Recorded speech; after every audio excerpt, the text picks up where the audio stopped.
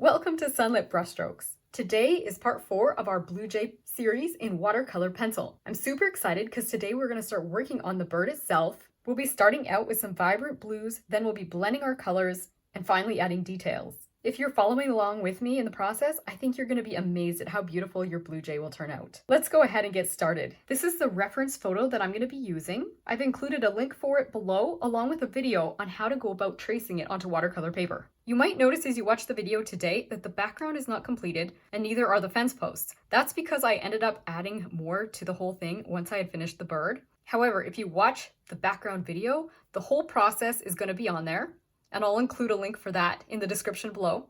And then if you watch the fence post video, which is part 3, you'll be able to see the fence post completed as well. And once again, I'll include a link for that in the description below. So for today's colors, we're going to be working with similar colors to what we've been using, but for the bird, we're going to want a nice vibrant blue in addition to our royal blue or medium blue. And again, you just want something sort of within that range. And then a dark indigo or navy blue. I end up using this dark indigo further along in the process for the details on my bird, but you can definitely start using it even sooner than I did.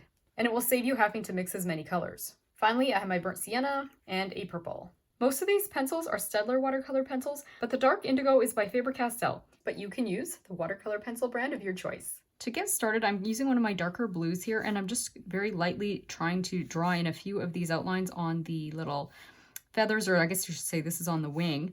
I don't want to go too heavy or too thick at this stage because these little lines could get obliterated as we carry on with our stages here. We're going to be doing some final details after. I would just recommend not working too heavy at this stage because we are going to be getting some lighter blues happening. This is really just to preserve some of our smaller details in this early stage.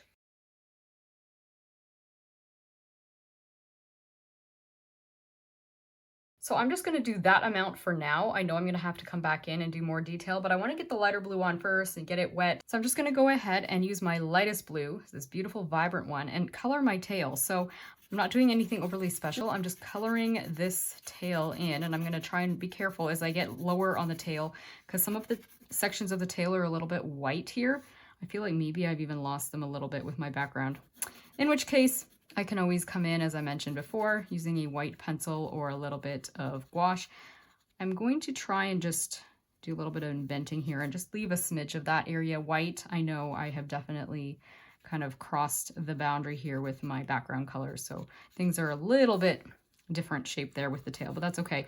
The darker blue is going to help us get this tail fixed up, and if need be, I can always throw a little bit of light in later from a lighter paint, but I'm going to go ahead and just color the wings.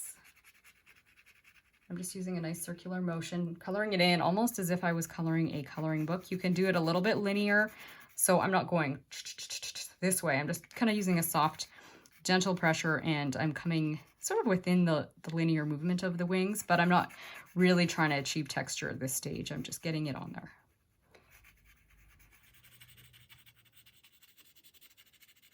I'm going to go ahead and put a little bit in this little section as well.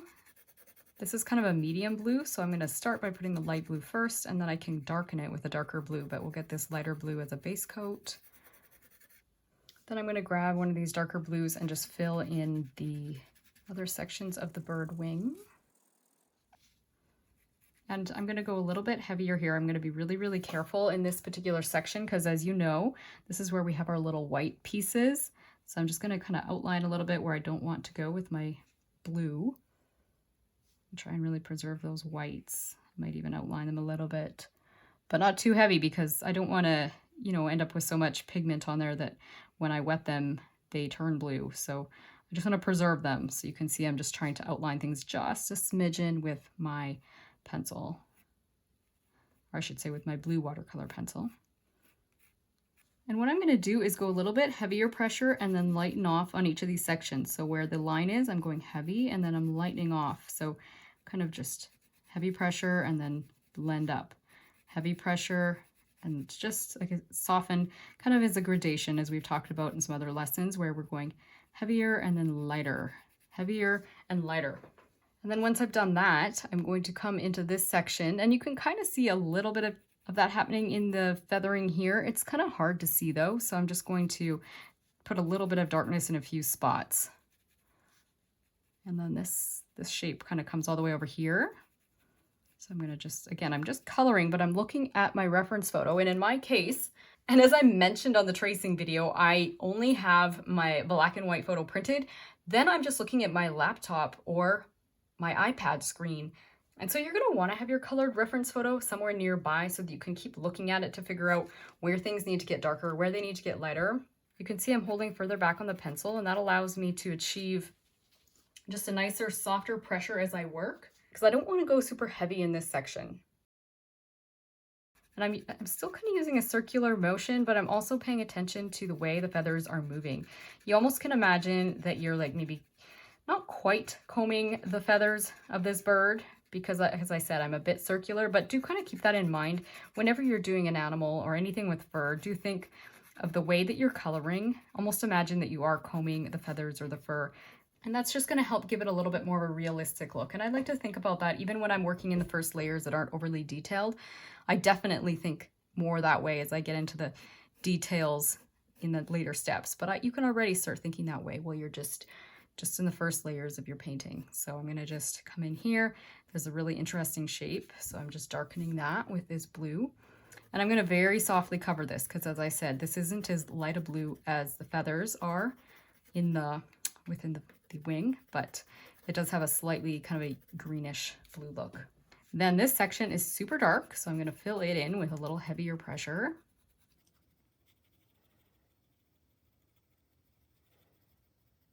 And I'm going to go in here with my dark as well, and I'm definitely paying attention to my motion, trying to keep things linear. I'm not going to get every detail yet, but I just want to get things a little bit darker in that area there. And we'll do a little bit of blue here. And again, now you can almost see it looks like I am combing the feathers a bit because I'm trying to create this linear line work for the feathers.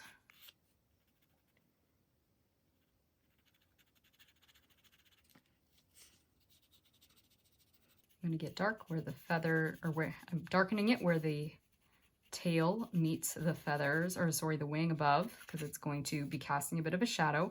And then I'll just get a little bit of these details happening just a tiny bit on the tail, but we are going to be getting more of these details coming up shortly when we get to our second layer. So the next thing I want to work on is the dark places of this bird's head. And before I do that, I just want to discuss color for a quick minute.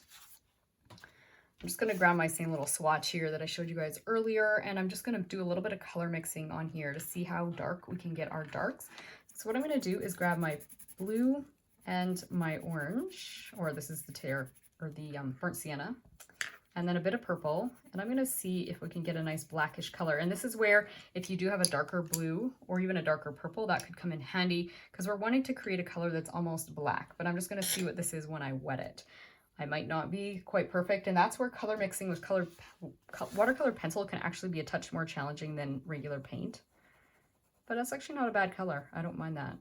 Okay, so we know we want to use our blue, our burnt sienna, and our purple. So these three colors here in order to mix up a nice black. But as you can see, you could get away with a pretty dark color if you have a darker blue as well. But I'm going to just try and stick with these. So what I'm going to be doing is taking those three colors that we just discussed, and I'm going to be coloring the details on the bird's head. So let's just start with our blue, and then we'll add our other colors in. So let's get that eye in first. And you really want your pencil to be sharp for this part. So just make sure you got sharp pencils, and I'm going to do a little bit of feather motion this way. You can watch me demonstrate this technique in further depth in my free 2-part pencil technique workshop, and I'll include a link for that below. I'm just going to get these feathers. So as you can see, I'm kind of almost imagining I'm combing this a little bit. And I'm holding my pencil in a rather different position, but it's allowing me to almost get a scratchy, digging kind of motion where I'm doing very, very tiny little feathers here. So this holding your pencil in different positions can sometimes be helpful. So just experiment with ways that you can hold your pencil to get this kind of scratchy look. I feel like I've gotten a little bit thicker here than I want to. It's supposed to be thick about here. So I've slopped a tiny bit here. I might just grab an eraser. This is just a very tiny eraser. An eraser pen is really helpful if you want to erase in small areas. So I'm lifting a little bit right here just because I think I went a little bit heavier than I should have, but it'll be okay. And I'm gonna put a little bit on the crown of his head. Now we have lost the shape up here a little bit, so I'm going to be actually coloring a little bit on my background to get that shape back, because I feel like I've lost it. I probably painted a little bit too wild with my background. I think that looks better. He looks like he's got a little bit of his head back there. And then the beak. So we're going to fill the whole beak in with this blue as well. And then finally, things are kind of doing some interesting things here. I want to lighten off. Again, I don't want to go too heavy too far, so I got to call it stop before I get overboard. And then some of this, I'm going to show you how we get this filled in with this other kind of in-between grayish color, but I think for now, we're pretty close to what we want with this blue. Just erasing a touch there. I feel like I did my shape just a bit off there, but that's the beauty of watercolor pencils, that before you wet them, you can start to lighten things off a little bit. And then that makes this next step easy, where I'm putting the purple and the burnt sienna on top. I can just kind of scribble exactly where I've already gone and add those next two colors. And I'm going to be getting kind of a blackish color happening here. I do prefer using multiple colors together to create a beautiful, colorful black that kind of harmonizes with the painting rather than just grabbing a black pencil. And I'm going to go into that a little more in a little more detail another day. But for today, just know we're using these three colors to create our black, and that is our purple, our burnt sienna, and our dark blue. And if you, as I said, have a darker blue like a navy, that would be excellent for this. But I'm just using one of the blues that I have that's a little bit more like a royal blue, but it's working. So, and since I'm at it and I've got these colors in my hand, I might even come in here. I'm seeing a few areas on the bird that aren't perfectly blue. So right now I've got my burnt sienna, and I'm going to just throw a little bit of that in areas where I feel like the blue is getting a little bit black or even a little bit muddy. I'm just throwing a little bit more blue on top here because this is supposed to get a bit darker before it gets dirty or muddy looking. So I'm just going to put a little more blue here on this section. Then I'll put some of that burnt sienna because I feel like I'm seeing burnt sienna there, but when I was just going to jump right into there, I'm going, something's off. So there we go. Putting a little bit in here, put a little bit here. So just kind of look at your reference photo. That's what I'm doing. I'm just looking at my photo to go, okay, where do I see things that are a little bit more of a blackish color or even a bit greenish? So like on the feathers down here on his wing. Ooh, I might have gone a bit heavy there, but I do see, I'll do a little bit more blue on top. I do see a little bit of a greenish look. And so putting a little bit of that burnt sienna on top of my blue is going to help things look a little bit more green. But I think that's all I'm going to do on there for now, because I want to get the light blue kind of wet and the wash working. And if I go too crazy with my neutral colors, I can start getting dirty colors where I don't want them. But when we have our neutral colors in our hand, I think we should go ahead and just do the feet really quickly. So let's do that quick too. And I'm kind of using a bit of a curling motion as I color this, just to create some of that kind of bumpy texture that you see on his legs. And this is where I am doing a bit of drawing because I did lose my feet as I was wetting things, as you know. So if you were able to preserve that, that's great.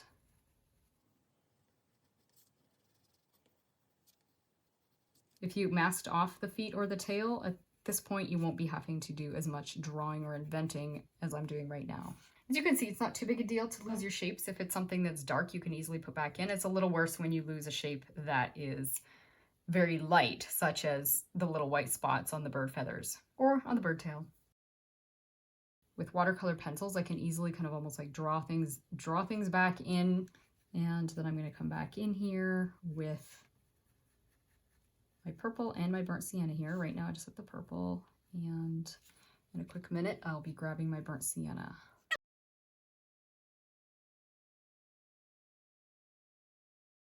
Alrighty, so I think we have everything we need for our first layer. We can go ahead and start adding water. You may want a smaller brush for this project, maybe either your 8 or your 6. And if you've watched any of my watercolor pencil videos before, you know I always recommend dabbing your brush off so that it's not sopping wet when you come in. And I'm going to start by wetting my light blue.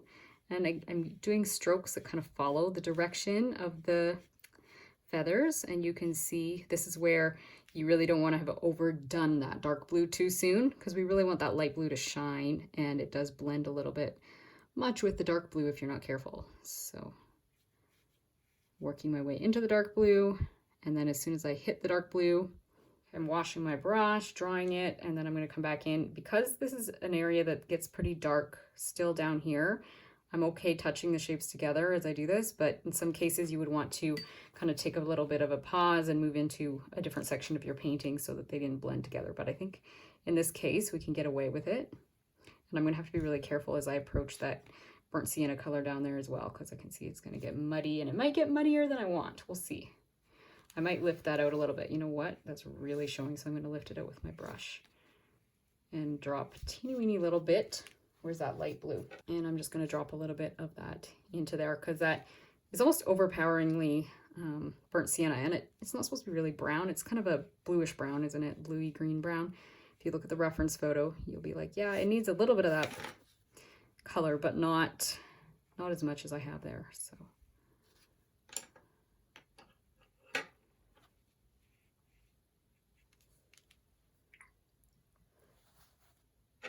let's just drop a tiny bit more. And as you can see, I've lost detail, but that's okay. This is kind of our initial coat of paint, and we'll come in and add details after. So let's leave that be.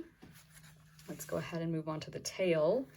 And I'm going to do the same sort of thing. I'm going to start on the light side and work my way into the darks. So let's go over here and do just a stripe of water. And then fill this in. I'm going to stroke it a few times just to blend it out, because I don't want to have that texture showing. And texture shows a little bit more on the cold pressed paper than it does on, say, a smoother paper, but I did want a stronger paper and just a better paper to work on for this project, because we are doing it in layers. Ooh, I'm going to lose my whites here. Be careful, Jessica. I'm going to just leave a little bit of the light here. Again, if you prefer to use masking fluid to protect those ahead of time, you can.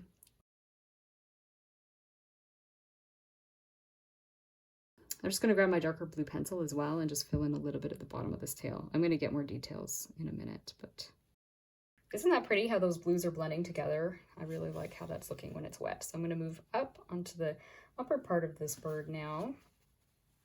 I'm probably going to let this dry in here before I work on these feathers. What I really want to make sure is that I don't lose my whites, as I said before, but it's just something I have to really keep in mind as you work.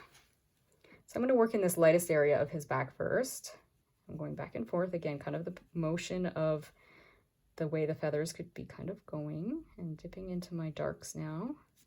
Washing my brush, and then I'll come up here and blend this in again. I think I've kind of gone a little heavy with my burnt sienna, so I might lift it a bit. We'll see. I do like what's happening in here. I kind of like the way that the orange and the blue are intermingling. I don't like this as much. I'll put a little more blue on top, because I feel like it's just, again, I went almost too heavy with the burnt sienna, and that's okay. Just throw a little bit of blue on there and it just bleeds around and fixes the problem. And then I'm going to come up towards the blacks here, our black section. I'm not going to try and touch it too much. We will be blending that downwards in a minute, but I'm going to just let it maybe dry between so that I don't overdo. I'm just going to grab a bit more of this blue. I really feel like I kind of need more on his back here. Again, you can kind of push out into the background a little bit when you're using a darker color. Just making my brush a bit thirsty to pick out some of the blue here. I don't want too much blue too soon. I'll just grab my paper towel and dab it a bit. I'd rather have it on the white side in here right now, because I'm going to be getting a grayish color, and if I go too dark too soon, it'll end up not even being light. So I want to make sure I don't go too dark. I'm kind of thinking I might have to let that section dry. We could go and do this little shape right here. So let's go wet it.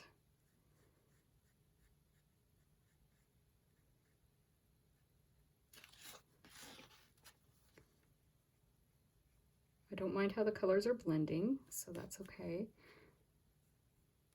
Bring this up here.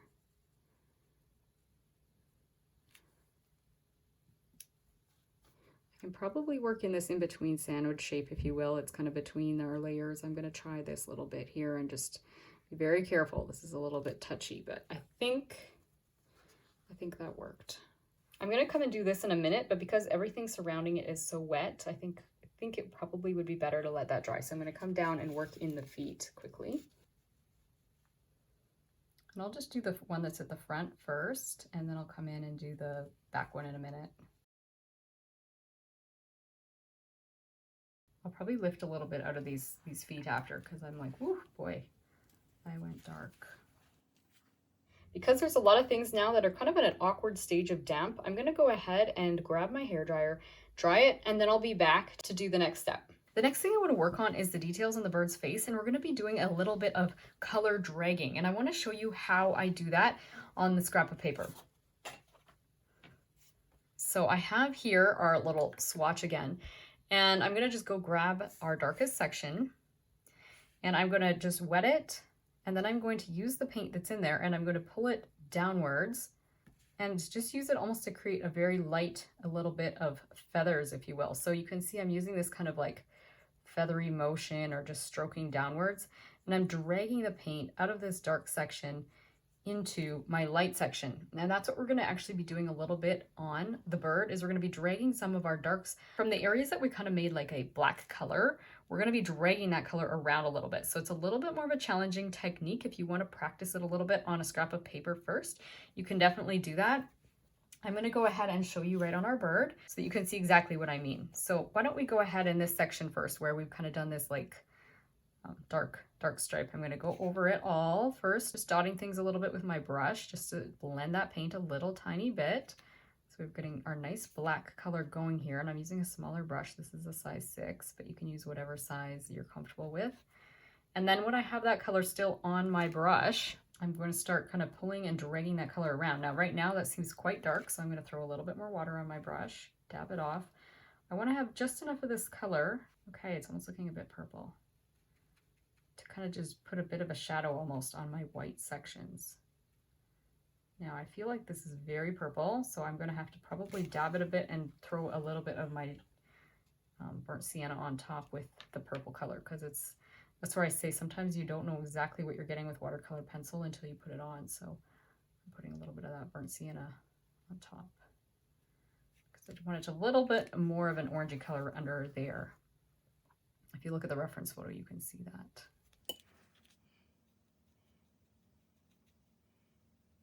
Then I'm going to use that color. The other thing you can do, if you don't want to actually drag your color right out of your bird, like I'm doing right now, especially if you're getting colors that you're not quite happy with, is you can always take your paper, a technique similar to what we did when we did our background, right? So you can kind of put those colors on. So let's just grab some burnt sienna, some purple, some dark blue. Let's see what color we're getting.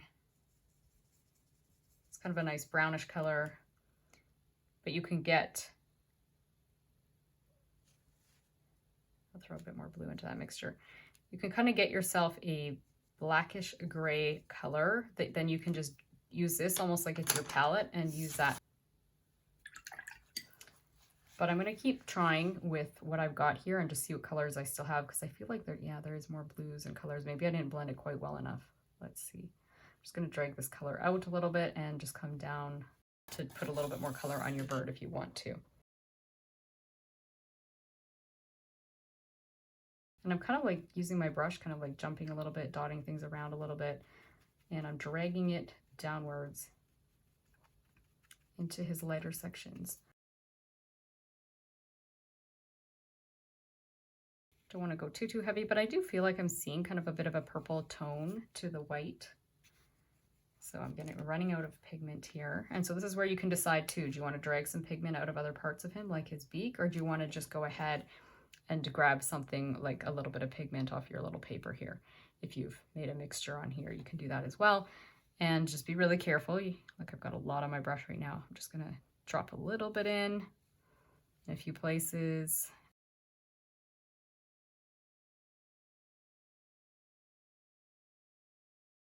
Just be patient with yourself here. This is a little bit more of an advanced technique. So I'm just stroking down, and you know what? I'm just gonna grab this little swatch I made here, because I feel like I don't want to keep grabbing off his face. I feel like I've taken enough color off his face already.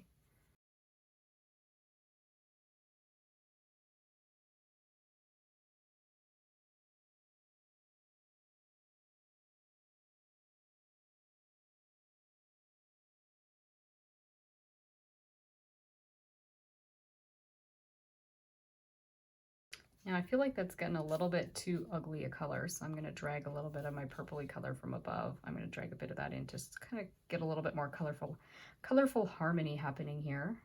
And then if you find some areas you've gone a little too heavy, you can just take your paper towel and blot a little bit and just brighten things up a little bit. So I'll do that in a few places.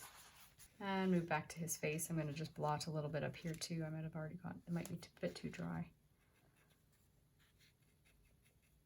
Blot a little bit up here.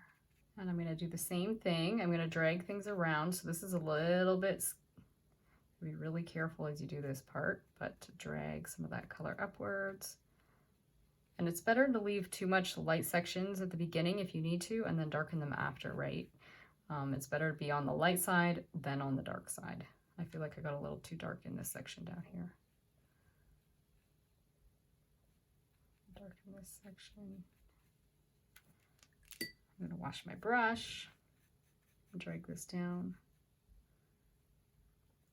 Drag the beak just the color a little teeny bit. And this is where you can see having a navy blue pencil could be helpful, because some of these colors that I'm getting just tend to be a little bit more vibrant, which I do like overall.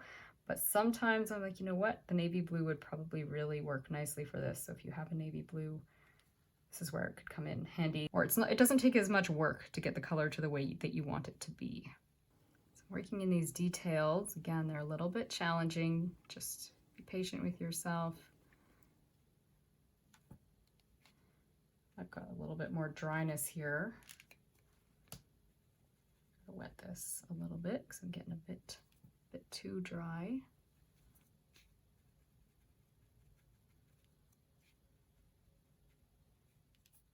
And with the face, you just want to kind of take your time and go slow, get the colors the way you're wanting them to look.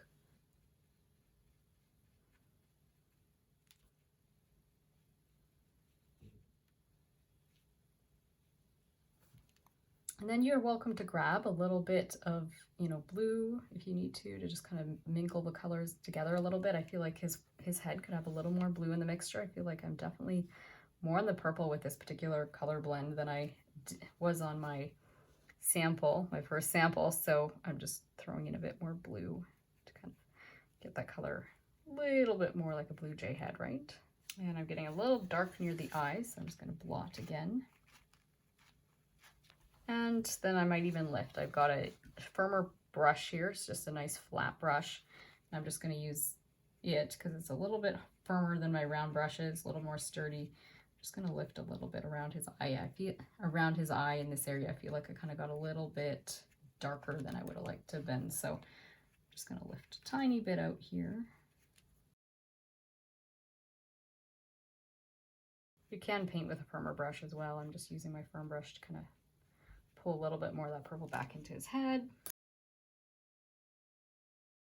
I'm dragging the dark from kind of the crown, from his little crown here that we did earlier. I'm just going to drag a bit of that back into his head because, again, I'm feeling like some places I'm losing color, some places I need a little more color, and I'm just doing a little bit of this back and forth just to get it to the point that I like it. And as you're working, if you feel like you're maybe getting a little bit too persnickety, or you're not sure, or you're just getting a little bit overwhelmed, it's always better to err on the side of just getting maybe a little less paint on there than you think you need. Walk away, come back. It's so common to feel like your painting isn't something you're happy with, and then when you walk away and come back, you'll be like, oh, well, never mind, it actually is working. Most of the time it looks better in my experience, even with teaching.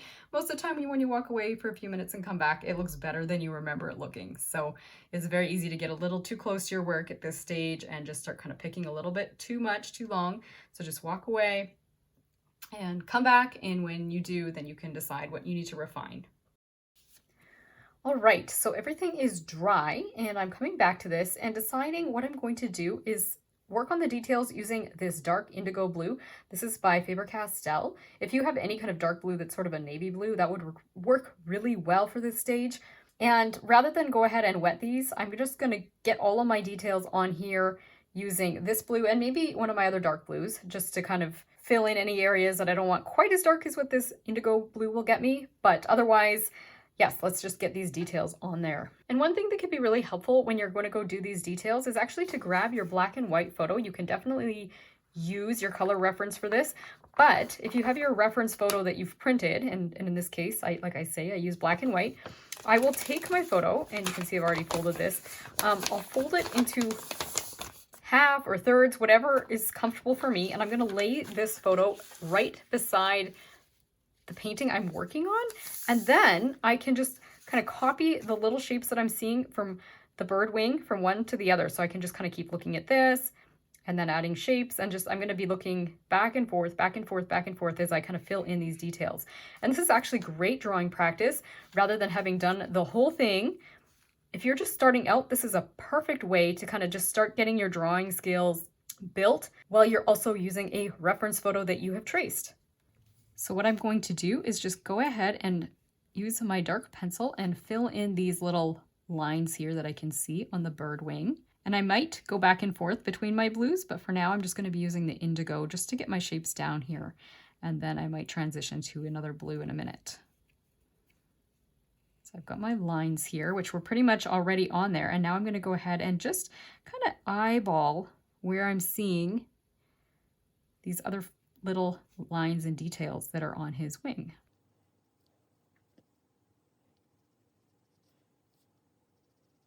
Just be patient with yourself as you do this. It's actually quite relaxing if you just take your time and do all these little spots and lines.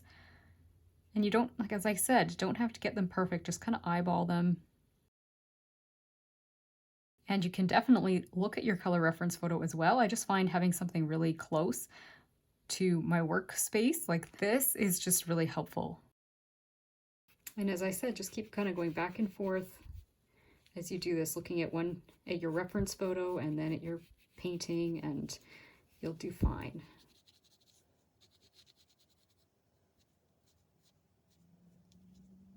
You'll want to be really sure you've got a sharp pencil at all times as you're doing this stage, because it's, you're going to want really nice fine lines as much as possible.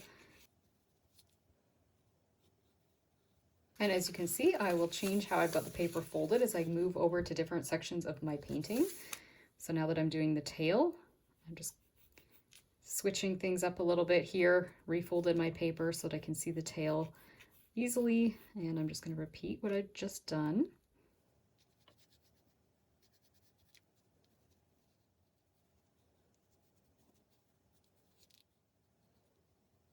All right, I'm grabbing my royal blue here to do some of these details because they're not quite as dark as the indigo.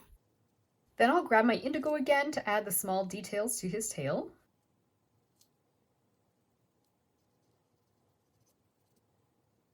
This is also a great time to refine any shapes on his face that you want to tweak.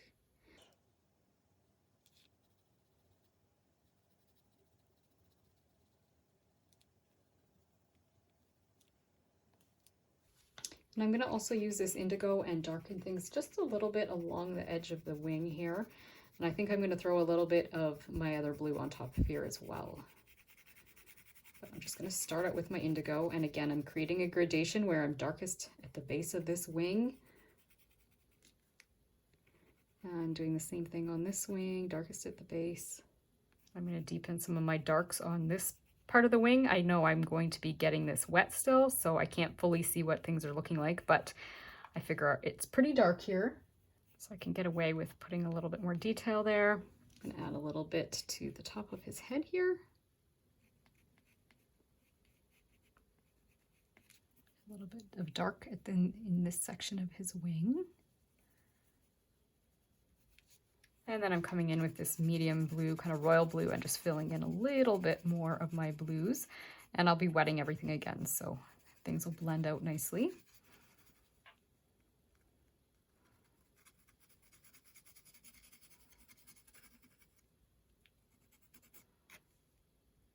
So I'm going to go ahead and wet all of these shapes now. So I'm going to start with his head and just work my way down. I'm going to drag a little bit of this indigo blue out into his head here. Just so we have a touch more blue there. And I'm also going to drag a little bit of this around. I just feel like it's a bit dark, and that's kind of bugging me just a little bit. So I'm just going to push and pull this a little bit and try and soften things, make them a little less stark. Really just lifting. And if you want to, you can always throw a little bit of indigo in this section as well, because we do have quite a lot of purple in that other layer, and the indigo will just kind of help increase the blue. This is just a nice neutral blue, so it harmonizes nicely with the rest of the colors in our painting.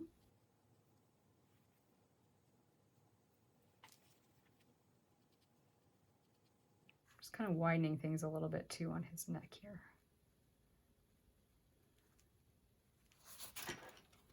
Just put a touch of indigo blue. Again, these are maybe a little bit of what you might consider a bit of a persnickety detail, but alrighty, I'm going to work down on this section of his wing now. So I'm starting in my lights, and then I'm just going to drag the water into my darks.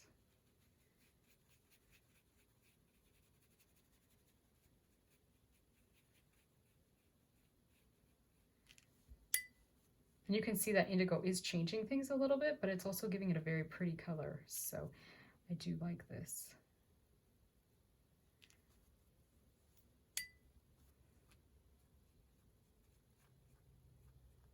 I'm working in this shape really quickly, and then I'll probably have to let things dry and then come back here. So I'll move downwards on his wing here. I think with these wings, I'm going to just throw a tiny little bit of my royal blue into these lines as well, so that when I blend, I get a little bit more vibrancy happening. I'm just going to do that really quickly here, just in a few spots, basically just covering some of the lines I've already done with my indigo, just throwing a tiny bit of that blue on top. And then I'm going to come and wet the shape. So I'm starting in my lighter areas. I'm just kind of bouncing around a little bit, like using a bouncing motion in my brush. And I went over the lights, and then I'm coming into the darks. I don't want to over blend those darks, so I'm trying to just be somewhat cautious as I do this. You can see I kind of just blended a bit there. I'm fine with a little bit of blending, but just be careful. At this stage, you want to be fairly wet, or fairly dry rather. You want to be fairly dry as you do this so that you don't smear things too much, because you want to retain as many of those fine details as we just got. So just dry your brush as often as you have to, and just very gently kind of come in and just moisten them ever so slightly, and then leave them alone.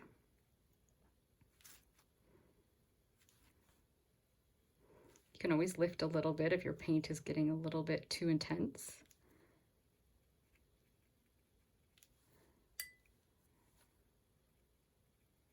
Okay, just bouncing a little bit. I feel like this shape here could have been a little bit more blue. I'm gonna have to be really careful as I do this, but I might throw some of my very brightest blue on top of this shape. It's wet still, so I'll just drop a little bit in, just get it a little bit more intense. Do a little bit here too.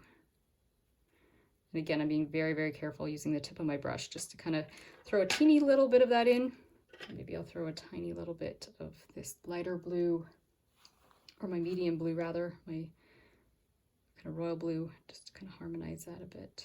And then I got to leave it alone. Okay, let's come down here. I'm going to start in the lighter areas, which are kind of in the middle of the wing this time, and then I'm going to drag towards the darks.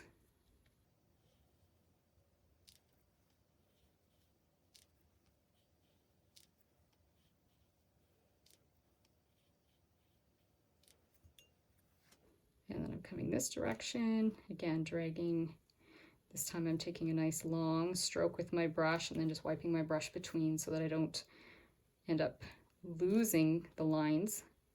If you don't wash your brush, you could end up losing these lines, but just drag things. I'll do this lower nice dark shape here.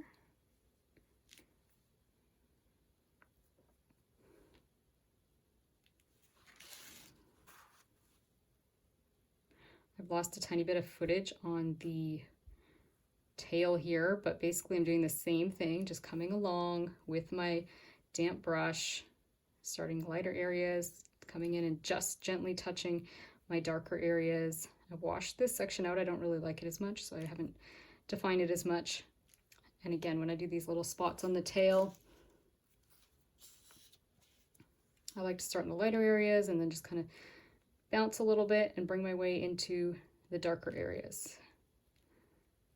And hopefully I don't lose those. If I do start to lose them, I can always just kind of very lightly lift with my brush and drag a little bit of color off just to lighten things off a little bit if I need to.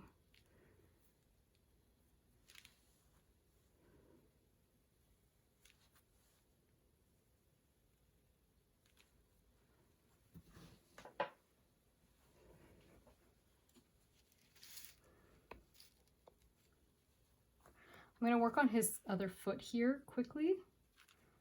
Wow, I've got a lot of brown in there. This would be an opportunity. I could throw a little bit of my indigo blue as well if I want to. Things are very, very dark and intense. I'll probably lift a little bit of this color out because I feel like my bird feet are almost too dark. I should have left maybe a little more light behind.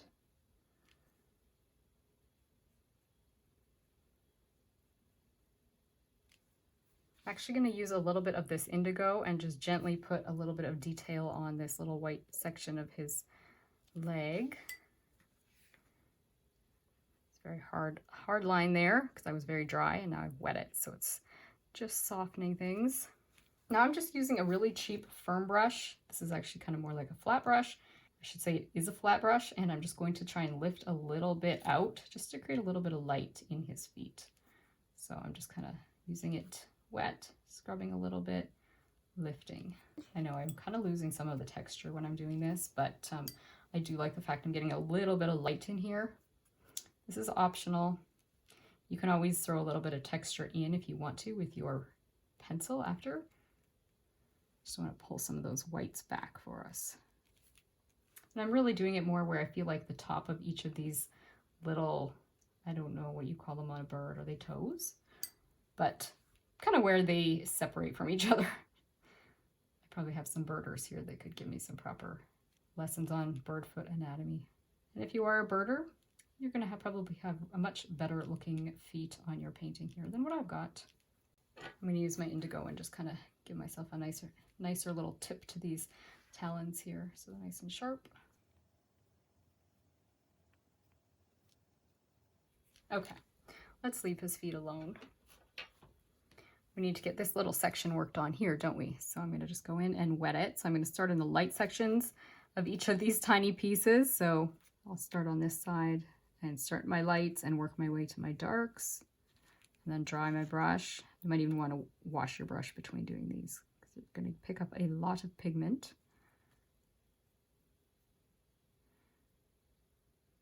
So between each one, I'm wiping my brush. The very vibrant blue that I've got here. I might decide to throw a little bit of indigo in here. We'll see.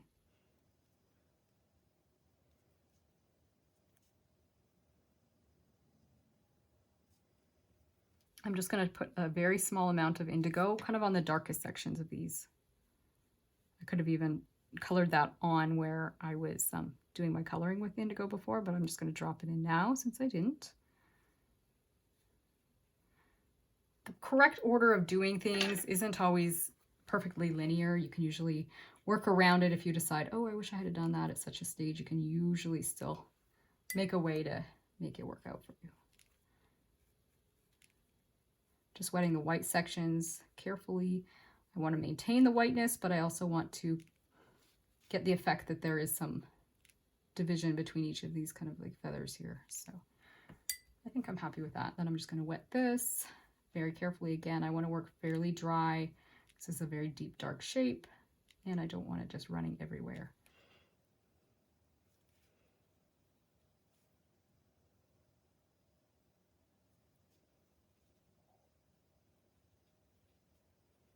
I think I'm happy with that.